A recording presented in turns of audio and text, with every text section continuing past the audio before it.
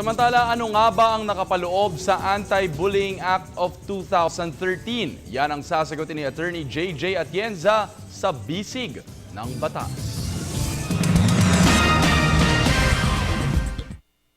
Sumulat si Jenny tungkol sa nadiskubre niya sa anak na si Melissa mula nang sabihin nitong ayaw na daw niyang pumasok sa eskwela.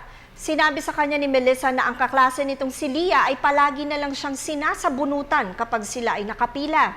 Kamakailan lamang daw ay kinuha ni Lia ang lahat ng lapis ni Melissa at isa-isa itong binali. Pagkatapos ay sinubok nitong tusukin si Melissa ng bakling lapis. Nais malaman ni Jenny kung paano niya aayusin ang ganitong problema ng kanyang anak.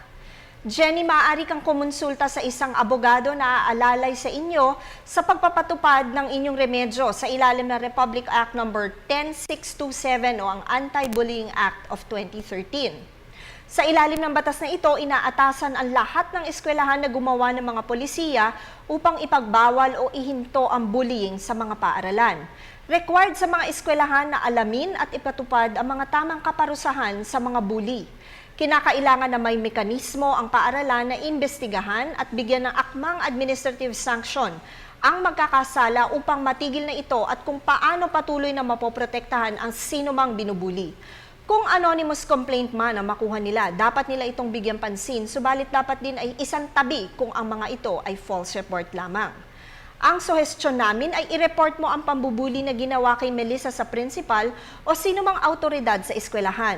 Matapos makumpirma ang insidente, dapat ay bigyan rin ng notice ang magulang ng bully at mabigyan ng tamang payo kung paano patitigilin ang anak sa bullying nito.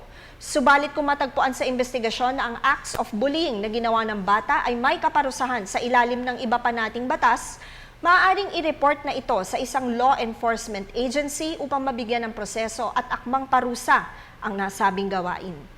Maraming salamat po sa inyong pagtitiwala sa Telebisyon ng Bayan. Mag-email po kayo sa ptv4newscenter@gmail.com. Attorney JJ Jimeno Atienza po ang inyong Bisig ng Batas.